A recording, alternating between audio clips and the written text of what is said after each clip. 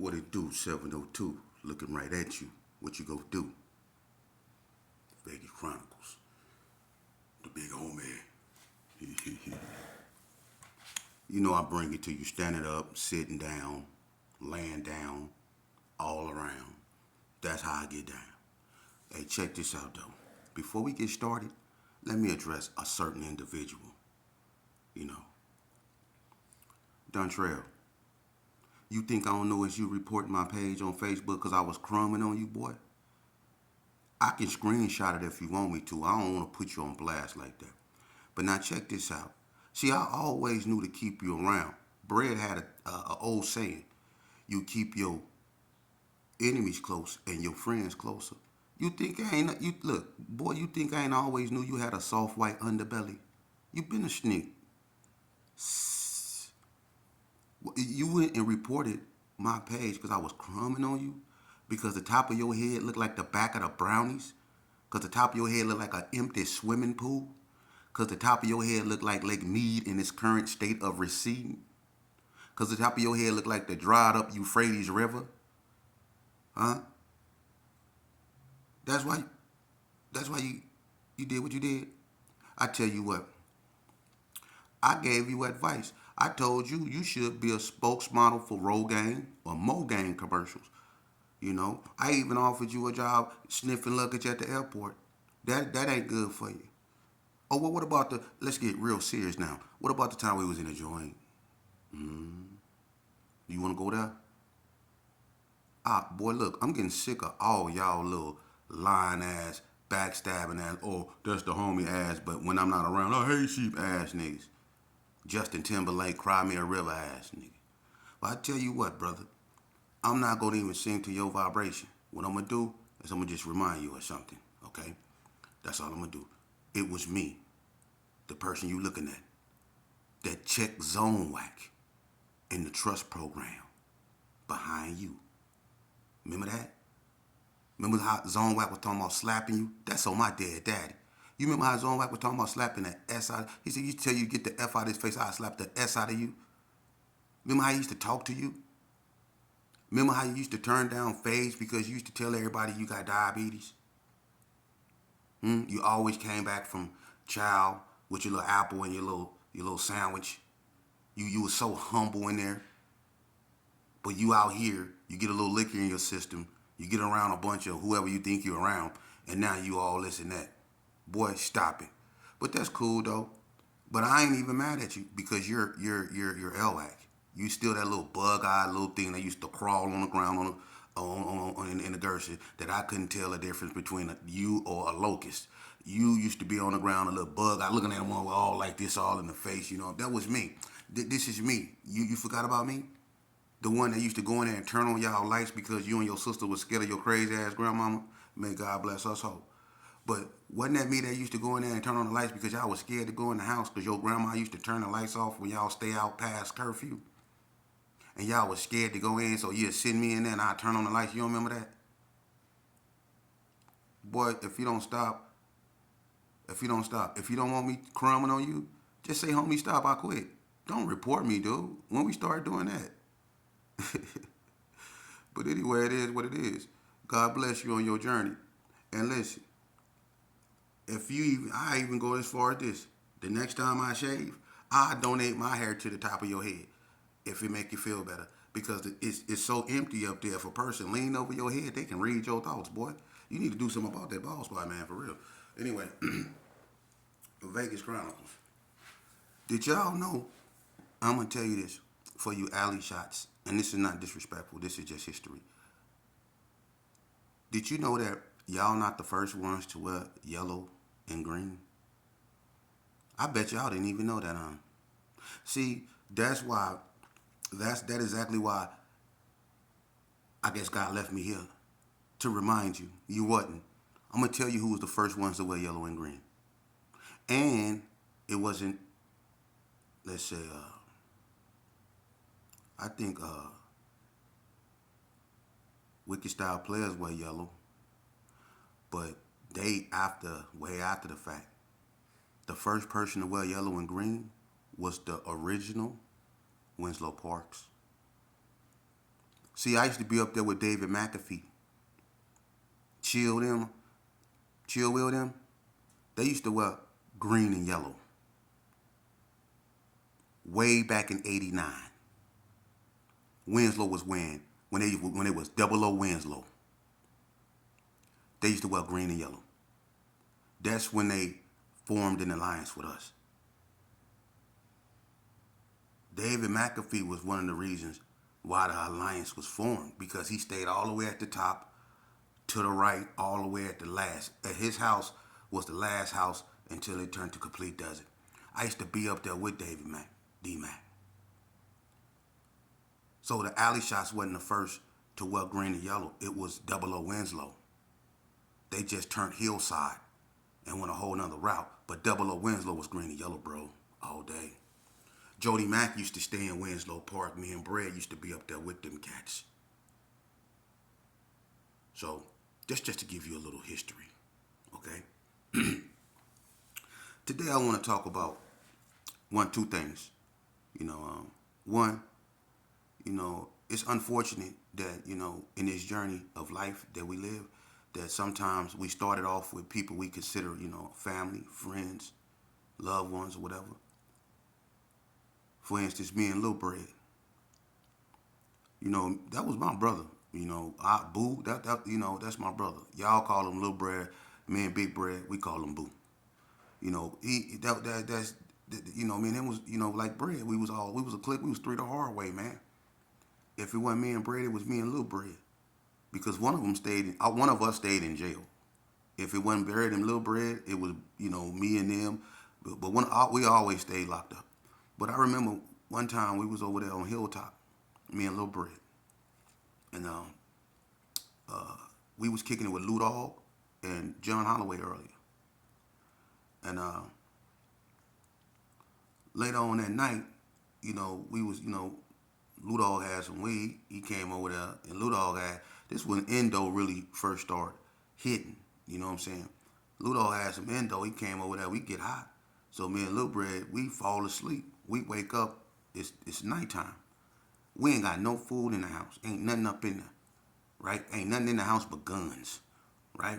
So we like, hey, you want to walk over here to the 7-Eleven on the corner of Bonanza right there and get some burritos or something? He was like, fuck it, come on. So I kept my pistol in the microwave. He kept his where he kept it. We got our pistol. We blown out, right? We mobbing. We got these two big ass pistols. You know what I'm saying? And we going up to the stove. We go over the little bridge thing. It's like Hilltop. When you go down Bonanza, you turn left and you go over like this little thing, and it's some apartments that sit right there on the left. And they like upstairs, downstairs apartments. You know what I'm saying? You can live downstairs, you can live upstairs. We was upstairs. So when we went over that bridge and we came to 7-Eleven, we go up in there, right? We go get us some burritos. I go get me a green chili. We making us some burritos, right? So after we get through making, the burritos, we mobbing out. Lil Bread say, hold on, man. I said, what? He said, I'm gonna give me a beer. So he went back and he went and got him a beer. I'm like, damn, come on, I'm ready to go. Because we got these big ass guns and I don't know this area like this. I ain't used to being on Bonanza and all that. We came over here to hide out. I don't like this. And it's at night. So I'm like, let's go, because it's like a nice little walk back to where we have to go. So he go get his beer and stuff. I'm over there. I'm trying to open my burrito at the door. I ain't even went out the door yet, right? So when Lil Bread coming, he started walking toward me, and I come out the door. As soon as I come out the door, I lock eyes with Ant-Man from the West Coast Bloods. He getting out the car. Soon as we come out, we look at each other, and man, it's like we both read each other's mind. He reached in the car, I reached for my waist, dropped that motherfucking burrito. Lil Bread seen the move, and I don't know who, I think that was Foxy. I don't know who he was in the car with, but it was one of them little long haired, I think it was Foxy or Time Bomb, it was one of them. But I know, he reached in the car, and I started blowing on the car, bloom, bloom, bloom, bloom, bloom. He came out blowing, bloom, Lil Bread started blowing. Whoever he was with on the passenger started blowing. We had a full-fledged shootout. Bloom, bloom, bloom, bloom, bloom, bloom, bloom, bloom, bloom, bloom, bloom, bloom, bloom, and we took off running up the street. You remember that? We was out of bullets running. Them niggas went out of bullets. Excuse my French. They went out of bullets. We took off running up the street. They get on our helmet. They punching up the street. We running. Man, they get up on and bloom, bloom, bloom, bloom, bloom, bloom, bloom, bloom, bloom. Gave us some more and kept them smart.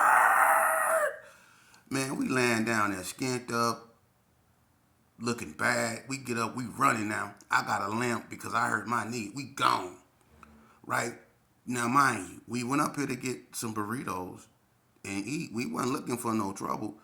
We found it and we left with scars, no burritos, and no more bullets. We got back to the house breathing hard, looking crazy, like what the hell just happened? You know what I mean? And I'm saying that to say this here. When you go through stuff like that with an individual, and we could have died that night. He know that. And if I wouldn't have been who I was and he wouldn't have been who he was, we could have really died that night because Ant-Man then wasn't playing. They started blowing. We had a full-fledged shootout. My thing was, how did we, and we used to talk about that a lot. How me and Lil Brett almost died so many times. That ain't the only incident. You remember Vegas Chronicles? I remember one time, check this out. It was me, Lil Brett, Chill Dog, and whoever else, it don't matter. I know that they remember this. Y'all remember when we was at McNeil's Quick Check and we bought some beer and we was leaving. Y'all remember the little car thing next to it, whatever it's called? Y'all remember that old man that I beat up? And I was, y'all was like, leave that old man alone. I was trying to knock him out and I couldn't knock him out and it was making me mad that I couldn't knock him out. And I started just beating him up. And y'all was like looking, but y'all was like slowly walking by. And when I got tired of whooping him, I tried to catch up with you. And he started blowing on my motherfucking ass. He had a gap the whole time. And he had all us running through traffic, crossing Cary over there in that desert. Y'all remember that? We always talked about, and y'all remember how them bullets was flying by our heads and stuff. He was trying to eat our ass. Y'all remember that? See, we always talked about that, me and Lil Brett, how we almost died. And our favorite word before we do something was, we going to prison anyway, and then we'd do it. Yeah, we both went to prison. But my thing is, how did we grow apart? Because I didn't change. I did for the better, but I never turned my back. I never stabbed him, you in the back. What happened? I didn't want to be a GPK no more. Is that what happened? Because we were supposed to be brothers. That's beyond a GPK. We were supposed to be bros. We grew up together. Remember, I'm the one that used to bring the food over your house. But it's cool because, my uncle told me, at the end of the day, when it's all said and done, ain't nobody gonna love Terrell like Terrell will love Terrell. So maybe what our definitions of what loyalty and honor is different. That's the only way I can look at it. Because Big Bread, he loved me to death. So apparently whatever I was doing right in his eyes. I was the one that he didn't have to tell. And y'all remember that day when we was in the alley? It was me, Sonny, all us. We was all in the alley. And Bread told y'all, when we was out there, he said, Sheepdog go be the gangster. I was 12 years old. He said, Sheepdog go be the gangster. Y'all remember that? I do. Because he never had to tell me to do anything. I took flight when I felt like when I bust on Big Boy out of Sonny car. And everybody know you don't shoot out of Sonny car. When I blew out that 9.8, no questions asked. I was trained to go. But that's been my Achilles heel too. Because people hate me for that because I was a rider. Huh, L.Y. You claim you run up behind me. You did. I allowed you to for a certain extent. But you right among the hate mongers. That's cool because my thing is, homie, see, what separate me from the rest is I never had to ask for permission to join nothing, and I never had to ask for permission to leave nothing. I was born in this. See? I don't have to go to no functions, put on green, throw up no gang signs or say nothing. You can look at me and you know who I am. So I'm going to use that for positivity. And y'all don't like it because you don't have no story to tell because you wasn't about that life like that. And I can pull files. You wasn't about that life like that. Out of all the G's that was over there participating, remember when they 86'd all the Gersons out the neighborhood? Who was over there holding down the neighborhood? Let's take roll call. Who was over there holding down the neighborhood when they 86'd everybody up out of there? Who was over there holding down the neighborhood? You had Web Dog them over there in Haney Circle. You had Freak Dog and Baby Gangster them over there by the bars, Bubba Jack them house, Pipe, Legusta, STP, Big Hub, all them up over there. Who was holding the G's down? Everybody was basically gone. Who was holding the G's down? Me, Baby Gangster, Freak Dog, Bass. We was the real active ones over there that you can cross us. Later on, Trick came. Later on, he came. And I'm going to tell you how good my memory is, just in case one of y'all got something to say about that. I remember when Kippy kicked in Michelle and Tricky C-Do in the Little Carry Arms. And I remember when, like 2 days later, it was me, Kippy, and Bip coming up the alley, and Tricky C seen Kippy. You remember, Trick, when you and Kippy had that fight in the alley, and Kippy was kicking you in your shins? You don't remember that? And he had that butter knife. He was swinging that butter knife at you. But every time y'all got into it, he'd run up and he'd kick you in your shin, and he'd run back. You don't remember that? And when you got him on the ground, we tried to break it up, but you was so mad he was kicking you in your shin, you wouldn't let him get off the ground. You don't remember that? I remember that. Yeah. See, my mind ain't gone. Like Polly Mac. I remember Polly Mac. Come on, man. Polly Mac. Remember you had that song that Brad used to like to listen to, and the hook goes, "He's faster than a bowl of chillins." He's faster than a bowl of chillins. You remember that? Remember that weird ass song you used to play? Yeah, you stayed down there on the end. Polly Mac used to be over there with us. Back in '89, man. Big Bob, Aunt, all them. Peggy. They was over there with us, man. You got the audacity trying to hate on me? You report me now, L-Wack? Hey, look. See, this is why I left the game, homie. I always knew I was surrounded by that's cool, though. Look, it is what it is. My thing is to stay focused, man, and get at these youth. You know what I mean? And I'm going to tell you right now, man, it's crazy because my own family, my own family. I love my TT Cassandra. She been in my corner like, that's my A1 day one. My Uncle Tony, I love him. You know, my Auntie Sylvie, she always tell me, you know, the right things. You know, Gail, she stay linked up with me. I love them. But I'm telling you, my own family, even Merlin, you know what I'm saying? Merlin, I don't think Merlin want to see me hurt. But my own family, and I mean this, I got a lot of family members that love me, and they know who they are. But my own family, man, you see, I keep saying my own family, they really hating on me. And I mean, it's crazy. They really hating on me. You rather stand above me and look down on me, whether I'm horizontal in a casket, than stand next to me. You rather spend $20 of the gas money to come watch me be buried. You'll spend $20. You'll spend your last dub to come watch me be buried, but you won't subscribe to my channel, and that's free.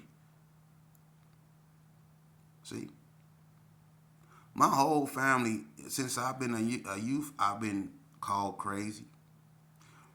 I've been a loner. I've been described as weird. I don't see things the way people do. I don't. I just been that way. I always been the oddity, you know.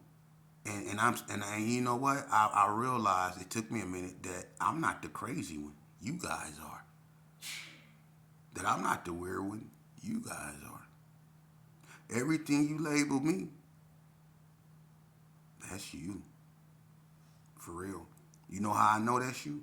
Because I had the balls to lead at and be me and act like me with my pluses and minuses. To be myself. And don't give a damn about how nobody feel about it. Look at y'all.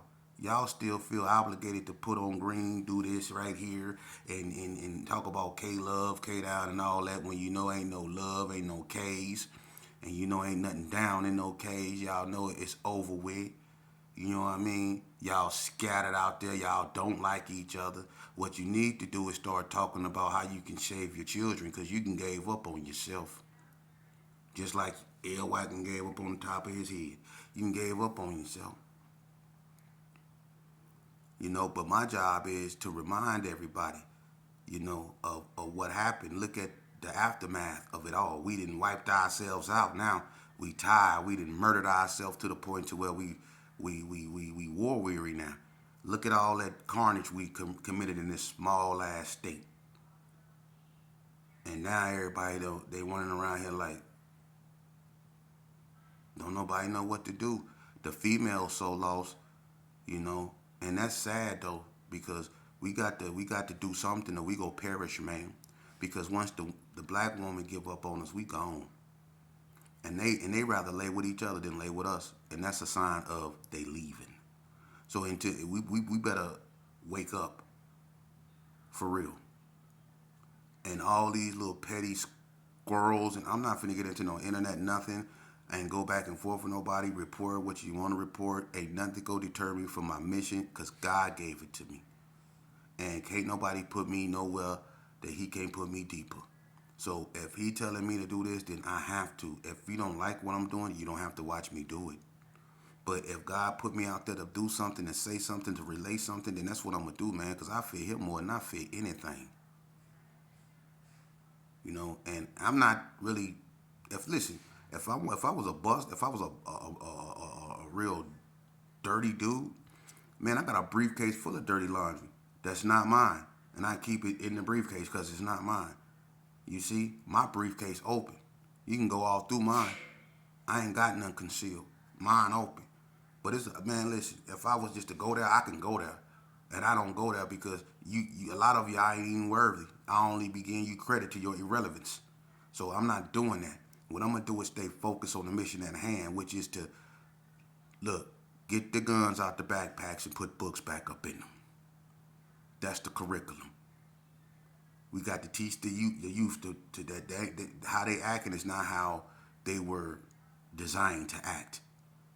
For real. Our ancestors and the people, our forefathers did not lose their life and spill and lose all the blood that they done lost for us to undo what they done. And we already done undid. We didn't set ourselves back 200 years by ourselves. So with that, we go always get back on track. We could talk about current events, past events, or whatever. I talk about what I go through in the streets of Vegas, what I went through in the streets of Vegas. But at the same time, I'm very versatile. I'm very aware of current events. I'm very, I know a little bit about politics. So if you want to go there, let's go there. So what you're going to be getting from me is a lot. And for those that support me, pass the word out. They're going to really want to hear what I got to say. I promise you they is. Because I'm going to give you the truth. The uncut version of Vegas history from where it began. I was there. I participated. I was one of the ones that rose the crime rate. I was one of the reasons they formed gang units. So if you hear me speak, you probably should listen. Especially if I'm telling you the right things. You understand? So with that, When we come back tomorrow, we go get hot and spicy. We go start turning it up. You know what I mean? We go start getting with the goo-goo. You know what I mean? And just push the line. Positivity. Until then, Vegas Chronicles. If it don't feel right, it ain't right. But if you do the right things, you go be all right. Until then.